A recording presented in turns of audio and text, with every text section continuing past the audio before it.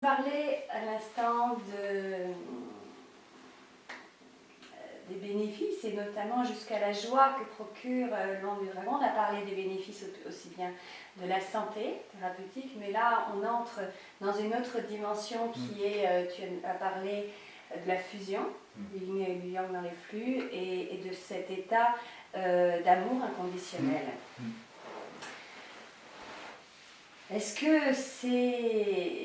Est-ce qu'on peut entendre aussi sur l'union du masculin et du féminin quand on parle de ça? Est-ce que on est dans cette énergie sexuelle qui est sublimée? Est-ce que l'on est dans une énergie créatrice? Est-ce que c'est ça le chi ou cette énergie d'amour inconditionnel? Enfin, moi là je vois plusieurs, peut-être pas plusieurs questions, mais plusieurs réponses en fait. Non, vas-y. En fait, j'aurais presque envie de répondre un petit peu et de faire un lien entre tout ça, c'est-à-dire que, en fait, quand j'ai découvert l'onde du dragon, évidemment, bon, moi je l'ai appliqué au Qigong et donc à l'alchimie interne taoïste, donc ça a complètement transformé ma pratique.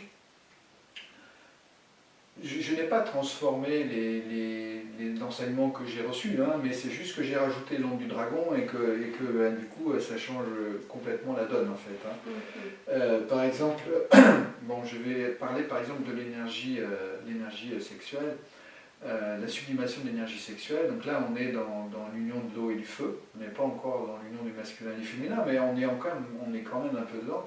En fait, là, on est encore, d'un point de vue alchimiste, on est encore dans le milieu. Quand on a l'eau et le feu actifs, il faut qu'ils soient actifs tous les deux, à ce moment-là, s'ils fusionnent ensemble, là, c'est ça, en fait, c'est la transcendance, le milieu, c'est la wuchi. On a quelque chose, c'est le wuchi, mais c'est aussi la transcendance. On a quelque chose de nouveau qui apparaît. On a du 1 plus 1 égale 3. C'est le secret de Cheng, hein, c'est ça, l'évolution, la régénération. Donc on a du 1 plus 1 égale 3. Donc là, quand on a l'énergie sexuelle, l'énergie sexuelle c'est toujours, je ne sais pas pourquoi est-ce que c'est français, je ne sais pas, ou occidental. Oui, mais en fait on est quand même dans quelque chose alors l'énergie sexuelle c'est l'énergie en fait. Hein. L'énergie c'est quoi? L'énergie on ne sait pas vraiment ce que c'est, mais par contre on a un corps pour la percevoir, en tout cas percevoir ses effets. Donc on sait, quand on va parler d'énergie sexuelle, c'est qu'on a une certaine forme d'excitation, mais on va rester sur le plan physique.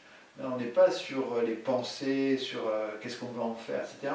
Mais là c'est présent, et ça on est vivant.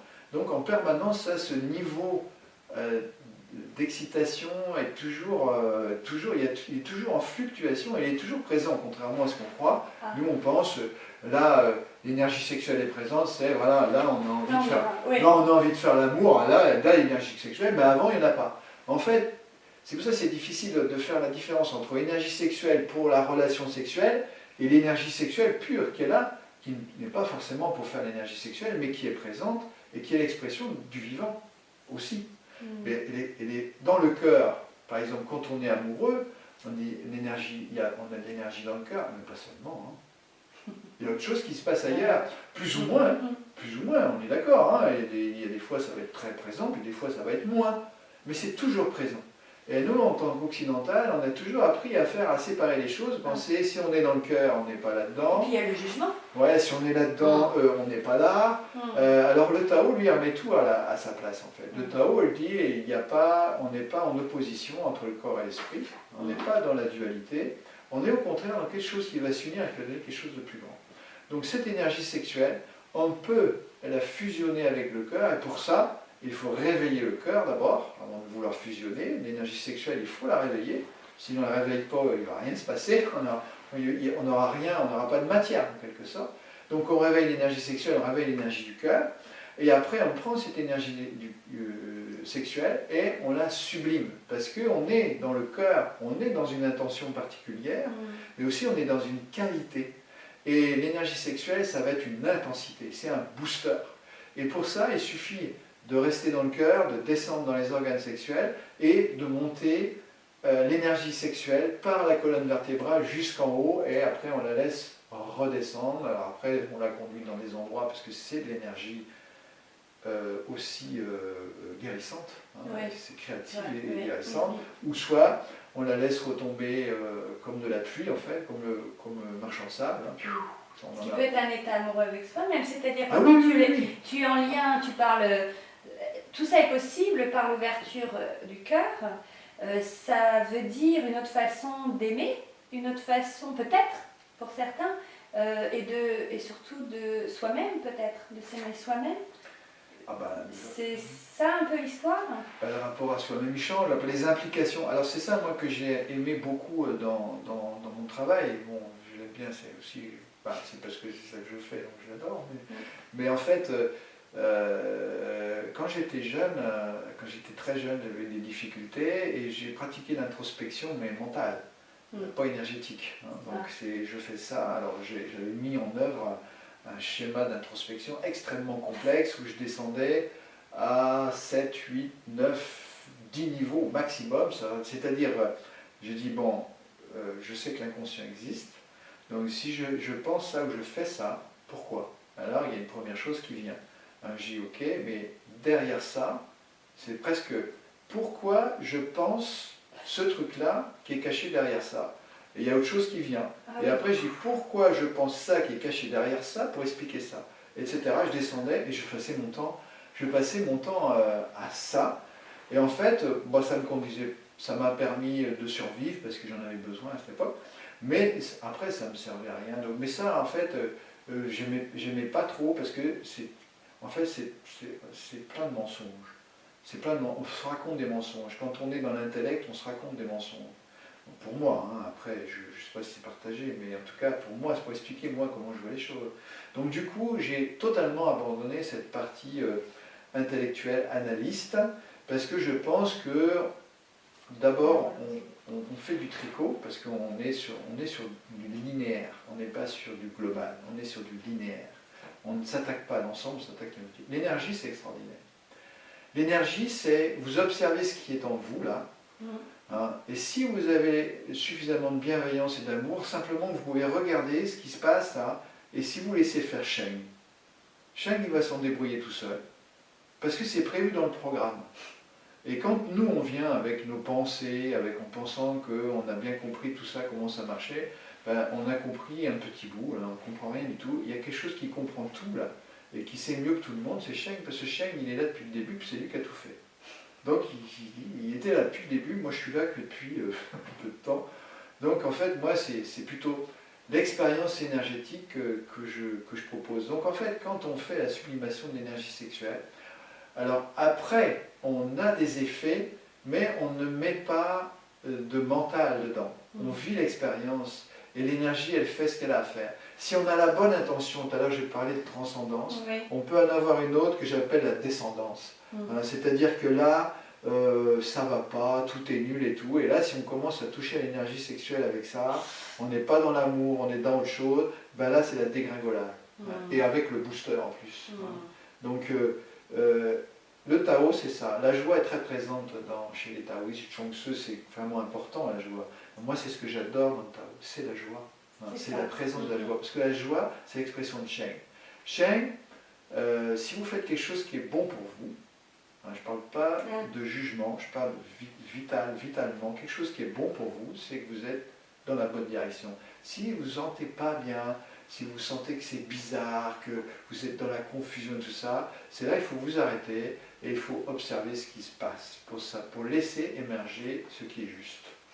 Donc en plus, dans tout cet apprentissage, c'est aussi une façon pour nous un guide dans notre vie aussi pour prendre le temps des pauses, l'observation. Tu nous apprends en fait à le ressenti. L'onde du dragon, elle nous y conduit. Elle nous y conduit parce que la pratique de l'onde du dragon, c'est la pratique de l'observation.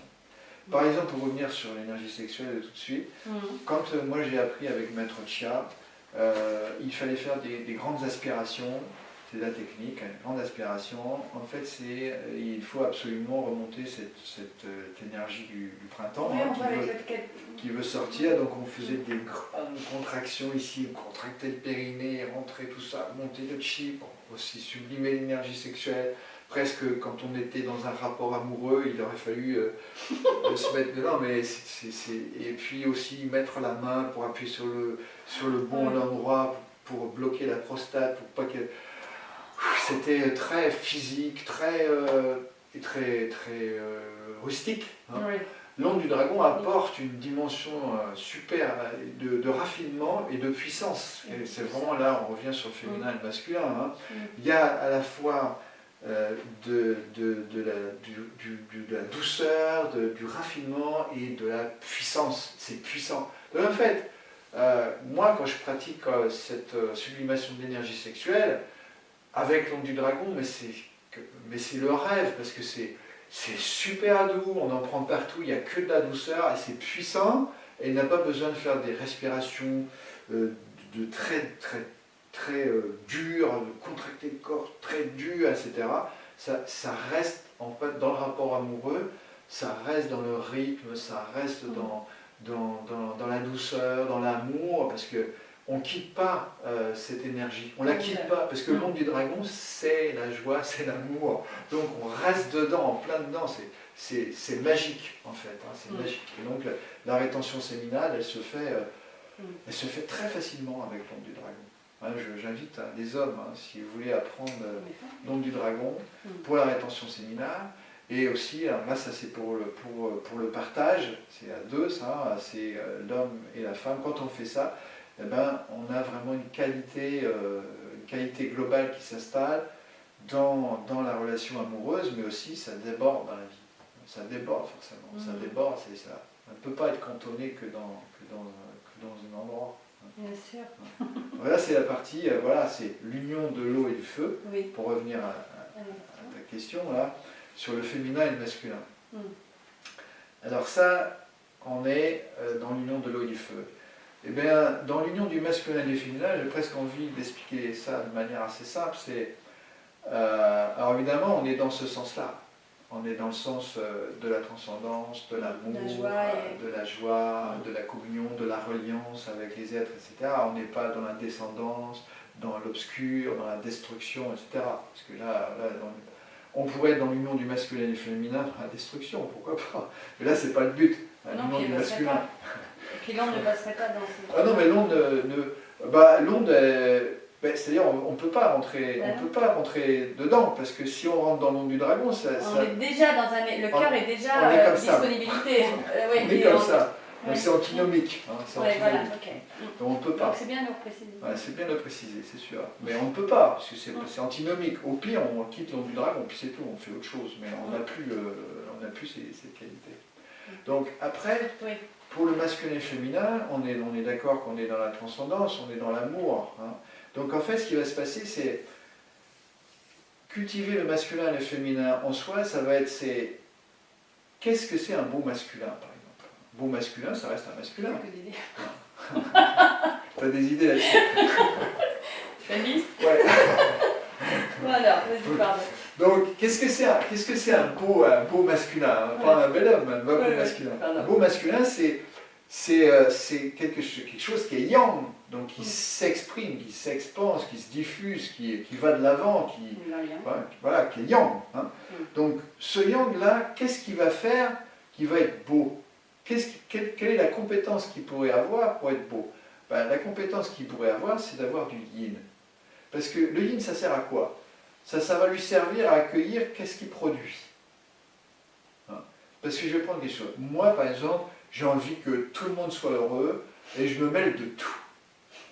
Je donne de l'amour comme ça partout parce que moi, j'ai décidé que moi, j'étais là tout amour et j'ai l'amour. Je ne m'occupe pas de savoir, là, si c'est toi, là, t'es là, tu es occupé à autre chose. Non, moi, je te donne de l'amour, je t'en donne. Là, à un moment donné, tu vas te dire, dis donc, hein, j'en ai marre, quoi. Tu me laisses un peu tranquille, quoi. Tu vois. Donc si on a même un yang positif, mais on pense positif parce qu'il est habité par l'amour, mais il n'écoute pas ce qu'il est en train de faire. Il n'a pas d'écoute. Il n'est pas relié, en fait, c'est ça. Hein. Il n'est pas relié. Il n'a pas de yin. Il est simplement dans une communication que vers l'extérieur. Et il ne reçoit rien. Il ne sait pas ce qu'il produit. Il ne sait pas ce qu'il produit, il ne peut pas se qualifier. D'accord. Et l'inverse aussi est vrai. Un yin qui absorbe tout. Il absorbe tout. Il absorbe tout, il absorbe le bon comme le mauvais. Il ne sait pas dire non. Il ne sait pas arrêter et exprimer vers l'extérieur, stop. On ne veut plus. Il ne sait pas faire ça. Eh ben, il va prendre n'importe quoi. Donc il ne va pas se qualifier non plus. Il va être dans la résignation, il va être dans la colère, il va être dans la frustration, comme le yang là qui en envoie partout. Lui, il peut être. On en connaît comme ça, hein. Des gens qui ne s'occupent pas de savoir, mais qui sont dans la méchanceté, ils en balancent partout et tout. Ils sont inatteignables, ils n'ont pas de yin. Ils sont inatteignables. Quelque part, ils sont inatteignables, mais en même temps, ils ne se rendent pas compte, mais ils se font du mal. Donc l'union du masculin et du féminin, ça va être ces qualités de principe masculin et féminin que l'on va développer en soi et qui vont être tournées vers la transcendance et aussi vers l'amour, la reliance et vers tous les aspects lumineux. Et là, on est encore dans la frontière du yin et du yang.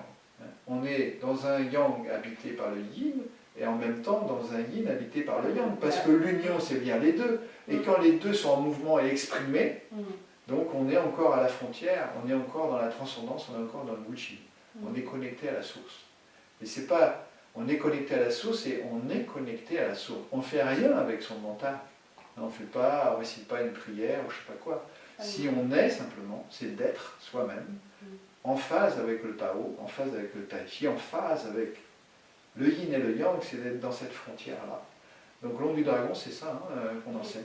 L'onde du dragon, c'est on n'est ni en avant ni en arrière, on est au milieu, au point d'équilibre, et on se maintient au milieu.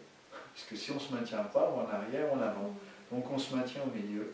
Donc on est dans la frontière entre le yin et le yang, dans la posture, dans le mouvement, dans les pratiques, toutes les pratiques que l'on va faire, on sera toujours entre les deux, et on sera toujours dans cet espace de Wuchi où on trouve Sheng. Un peu quelque part, Sheng est l'expression du Tao. Est-ce que le Tao est l'expression de Wuchi? Je ne sais pas, mais le Sheng est l'expression du... Si on ne sait plus quelle est la... Oui, attention, on ne va pas y aller là. Non, on n'y va pas. Mais en tout cas, Sheng, il est une expression du Tao, et nous, on est une expression de Sheng, mais on est aussi une expression du Tao, et du Tai Chi, etc. Donc voilà, donc dans l'onde du dragon, on est toujours entre les deux. On est toujours dans cet espace où on a à la fois le yin et le yang. Donc quand on a des pratiques alchimistes, quand on a des pratiques de Qigong, même des pratiques Shan, zen au bord de la chaise, on est dans ce point d'équilibre où on laisse émerger le centre.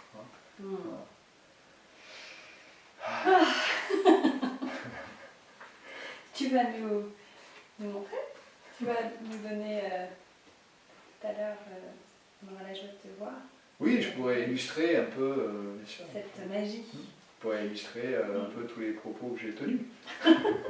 Mais en même temps, les propos que j'ai tenus, je pourrais montrer techniquement ce que c'est, mais en fait c'est l'expérience, parce que c'est une expérience et c'est, comme j'ai dit tout à l'heure, le fondement déjà c'est on est au point d'équilibre. Et un point d'équilibre, c'est pas tout le monde, souvent quand je dis en cours on est au point d'équilibre, tout le monde pense quand on est au point d'équilibre c'est que ça ne bouge plus. Mais non, c'est comme un funambule, quand il est au point d'équilibre, il ne tombe pas d'un côté, il ne tombe pas de l'autre, mais tout le temps il doit faire. Il doit tout faire en permanence pour rester au point d'équilibre. Peut-être que c'est justement avoir conscience que c'est un point d'équilibre qui est jamais impermanent. Voilà, qui est impermanent. Il est impermanent, exactement. Comme l'onde du dragon est impermanente, si on s'arrête, si on n'est pas au point d'équilibre, ça s'arrête. Souvent on me pose la question par rapport aux animaux, par exemple. Parce que les animaux, ils ont bien sûr l'onde du dragon. Ils ont l'onde du chien, l'onde du chat, l'onde de... Je sais pas. Mais il faut prendre conscience qu'ils ne sont pas dans la même situation que nous, à part les oiseaux, mais ils sont extrêmement légers. Mais par exemple, les chiens, les chats, ils ont 4 pattes. Ils sont toujours en phase avec la gravité terrestre. Nous, on a 2 pattes. On a 2 pattes. Donc les 2 pattes, on est comme ça. Et quand on est comme ça, on peut être comme ça ou comme ça. Et on peut être comme ça et au point d'équilibre, on doit s'y maintenir. Alors que les animaux, ils n'ont pas ce truc-là. Les animaux, ils fragmentent aussi. Parce qu'un animal blessé, il fragmente. Il est obligé. Il fragmente ou il va trouver un nouveau centre. Si c'est On sait que par exemple si on perd une jambe par exemple, on va trouver un nouveau centre. Voilà, on va trouver une nouvelle globalité, une nouvelle unité. Ça va s'organiser, c'est ça qui est extraordinaire. Cette nouvelle unité elle va naître de la fragmentation. La fragmentation, c'est aussi vital que l'unité. C'est une question de sauvegarde, la fragmentation, c'est une question de reprogrammation aussi. Et puis quelque part, c'est peut-être un jugement que l'on a fait, en disant que l'unité c'est mieux, puisque l'un va dans l'autre, c'est comme le yin et le yang. Oui, là, là on va dire que quand j'ai découvert l'unité, il n'y avait que ça pour moi. Hein. Mais aujourd'hui, je pense, d'un point de vue des pratiques des arts internes, de l'art du mouvement, etc., il faut les deux. Mais les deux, c'est de la fragmentation, on va dire, c'est dans certains cas, on a besoin de la fragmentation. Quand on fait du martial, par exemple, si on est dans son centre et que ce centre est envahi par l'adversaire, à un moment donné, peut-être il faut fragmenter pour s'en éloigner, pour pouvoir retrouver son centre et revenir. Donc la fragmentation, elle a son utilité. Mais la priorité pour moi, c'est l'unité. Ah bah oui, et puis la joie qu'elle procure et la connaissance sur soi. Est-ce que c'est accessible? À quel âge on peut commencer à pratiquer? À quel âge? Moi je pense, alors à quel âge? Est-ce que les enfants peuvent la découvrir, la ressentir? Peut-être ils vont comme prendre vite. Alors là, moi, j'aurais envie de faire joker, parce que en fait, moi, j'ai des idées, mais il n'y a rien qui remplace l'expérience. Et récemment, donc j'ai un élève de l'école, en 3e année, qui enseigne à des enfants le nom du dragon, avec des résultats surprenants. Et alors que moi, j'aurais pensé, que peut-être été jugement encore, je crois des progrès à faire, mais j'aurais dit, on a besoin de réponse intellectuelle, on a besoin d'abord d'avoir au moins 7 ou 8 ans pour être responsable, et puis après peut-être aussi à l'aspect, la capacité à rester centré, c'est pas facile, qu'il faut attendre peut-être 13 ans. En revanche, l'ouverture du cœur, ils sont peut-être beaucoup plus doués que certains bébés. Oui, moi j'ai des expériences en sophrologie, parce que j'ai quand même fait des cours de sophrologie, j'ai fait avec des enfants, quelquefois ça m'est arrivé, et il y a quelque chose d'extraordinaire chez les enfants, c'est qu'ils ne sont pas du tout comme nous. Là on dit on va faire une méditation tous les deux, on pourra rester une demi-heure, là, centré, l'esprit va se balader, mais on peut rester immobile. Voilà. Un enfant, lui, il est hyper centré, mais il bouge. Il regarde à gauche, à droite, j'étais vraiment époustouflé très souvent pendant les consultations parce qu'il regarde à gauche, il regarde à droite, il se tourne, il parle comme ci, comme ça. Bon, moi je restais centré, machin. Et puis à la fin, alors qu'est-ce qui s'est passé? Alors là, une richesse incroyable, des trucs, mais un film de science-fiction, un vécu intérieur extraordinaire. Donc là, après, je ne sais pas répondre.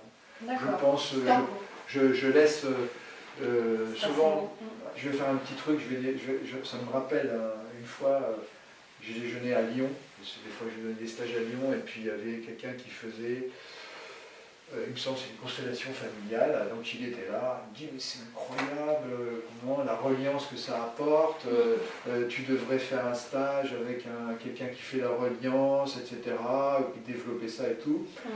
Et j'ai répondu à ce moment-là, mais j'ai dit mais c'est juste pas possible parce que en fait, tous les gens qui viennent, là, que je croise en fait depuis que j'ai trouvé l'onde du dragon, surtout depuis 3 ou 4 années, les 3-4 dernières années, quand ils viennent ici, ils font des tas de choses différentes, ils sont complètement emballés par le nom du dragon, aussi bien qu'il faudrait que je sache faire de l'équitation, des percussions, parce que là j'ai quelqu'un, voilà, il y a quelqu'un, il enseigne le nom du dragon pour enseigner les percussions. Jamais j'aurais pu imaginer un truc pareil. L'aïkido, le sabre laïado, le kung-fu, le son mudo, d'ailleurs j'ai un expert que je salue au passage, Franck Delevalaise, pour ce qui est l'aïkido, et puis un qui est montant, David Richard sur l'aïkido. Puis il y en a d'autres. Bon, il y a Régine aussi qui est là sur l'alchimie, qui est extraordinaire. Elle est vraiment super. Il y en a plein d'autres que je n'ai pas nommés. Mais, Régine qui transmet le nom de... Ah oui, elle transmet, elle est certifiée de Mantaksha, elle transmet le Tao de l'amour, donc jusqu'au Tao de l'amour, et puis elle m'accompagne sur l'union du masculin et du féminin. Oui, justement, en parlant de tes stages, oui. Alors, il se déroule où est-ce qu'on peut te retrouver et je pense qu'il y a une programmation à l'année. Oui. Alors là, je vais arrêter les cours hebdomadaires, mais il y aura plein de professeurs qui donneront des cours hebdomadaires. Oui, donc ça ne s'arrête pas. Il y aura toujours l'Onde de Dragon, l'école l'Onde de Dragon sur Nantes. Il y aura toujours des cours hebdomadaires à Nantes. Et puis alors après, il y a les stages, on va dire, d'initiation à l'Onde du Dragon. Les bases, oui. Voilà, dans laquelle on trouve les bases. Et puis après, un peu derrière, il y aura l'alchimie interne. Et puis on ne peut pas, on est bien obligé de faire les stages les uns après les autres. On peut pas. Bah oui, parce que ça, voilà. Voilà, il y a une évolution, il y a un ressenti, on vit avec, et puis on apprend les méditations. Là, il y a le sourire intérieur, on l'a évoqué, mais c'est quand même d'une très grande aide, richesse après pour justement aller bien et se connaître et en même temps tout cet esprit de santé. Ouais. Enfin voilà. Donc il y a une évolution dans les stages que tu nous proposes. Il y a une évolution. On va dire que c'est un enseignement concentrique, c'est-à-dire c'est pas des boîtes qu'on empile les unes sur les autres ou un puzzle qu'on met comme ça à plat et on peut commencer par faire le stage numéro, le 5e stage, le 4e, le 3e, le 2e, puis après ça se rassemble comme ça. C'est vraiment, par exemple, même il y a une progression dans l'Onde du Dragon et une progression dans l'alchimie. Le premier stage que l'on a, en fait, toutes les compétences qu'on développe, en fait, on les reprend dans le stage suivant et c'est complexifié. Et après, on reprend toutes ces compétences dans le stage suivant et c'est complexifié, il y a des couches supplémentaires. En même temps, on réapprend à marcher au début. Voilà. Alors il faut bien... C'est une évolution. D'ailleurs, quand je le dis, ça me fait penser, c'est un peu à l'instar de l'Onde du Dragon. On a l'enseignement de la chimie de Maître Chia, on a la profondeur qui est la pièce maîtresse, c'est le sourire intérieur, la capacité à se connecter en interne, l'orbite microcosmique. Là, c'est vraiment le cœur. Et après, on a toutes sortes de choses qui viennent s'enrouler autour. Mais à chaque fois qu'on fait un stage, on retravaille sur le cœur. Donc c'est un peu comme l'Onde du Dragon d'ailleurs. Ça me fait penser. Alors en fait, donc ça c'est des stages de découverte de l'Onde du Dragon et des stages d'alchimie. Donc là, sur le site de l'école www.londedudragon.com. Donc il y a mais dans plusieurs villes de France, c'est ça, je veux dire. Oui. C'est bien à Nantes, Lyon, Toulouse, Bordeaux. Enfin, en tout cas, allez voir, il y en a au fur et à mesure de l'année. Et puis il peut y en avoir encore d'autres. Il y a Paris aussi. Il y a Paris. Il y a Paris, en général, c'est en novembre. Paris. Voilà. Donc je vous invite à vivre cette rencontre avec l'Ombre du Dragon. Dernière question. Est-ce que tu te considères toujours en apprentissage? Alors là, je dirais que, en fait, peut-être que je le disais avant, mais au fond, j'avais une idée de moi-même qui était peut-être pas authentique. Aujourd'hui, je suis plus authentique. Je dirais que je ne me vois pas autrement qu'en apprentissage. Alors maintenant, c'est vrai que j'ai toujours mes maîtres, je suis toujours fidèle, j'ai toujours autant de gratitude et vraiment de gratitude par rapport à mes maîtres, mais j'en ai un 5e maintenant. Le 5e, c'est l'Onde du Dragon, et c'est le plus exigeant, mais c'est aussi celui qui est toujours toute la journée avec moi. Et en fait, si je ne fais pas ce qui est juste, il disparaît. Et si je suis ces enseignements, en fait, les enseignements de l'Onde du Dragon, c'est comme c'est depuis le début. Je remarque, voilà, il y a ça, je fais quelque chose qui l'empêche d'exister. Donc j'arrête de faire, ou j'essaie d'arrêter de faire cette chose qui l'empêche d'exister. Et du coup, il y a quelque chose de nouveau qui apparaît, que je ne connaissais pas, ou que je connaissais mais que je n'avais jamais nommé et que je connaissais mal en fait. Et donc du coup ça apparaît, mais je ne me cramponne pas dessus. J'attends que ça devienne plus grand. Alors parfois, c'est une autre façon de faire. C'est pas de se cramponner sur ce qui émerge, c'est au contraire de laisser les choses se faire. Donc je continue à enlever ce qui m'empêche de progresser. Et puis la chose va réapparaître ou disparaître. Et puis elle va réapparaître. Et à un moment donné, elle va franchement apparaître. Ça va me montrer vraiment ce qu'il faut faire ou ne faut pas faire pour que cette nouvelle compétence émerge pour de vrai et que je puisse la transmettre. Donc je laisse les choses faire. Je pratique énormément, j'observe toujours et j'essaie d'enlever ce qui empêche d'exister. Plus d'enlever des choses que d'en mettre en fait.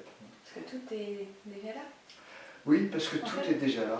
Sheng, il est là au plus profond et lui, il sait ce qu'il faut faire. Moi, tout ce que je pourrais faire, en fait, j'ai très vite compris que si je me mettais à réfléchir à sa place, j'arrivais dans une impasse. Voilà, on arrive dans une impasse. Il vaut mieux écouter Sheng et laisser les choses se faire.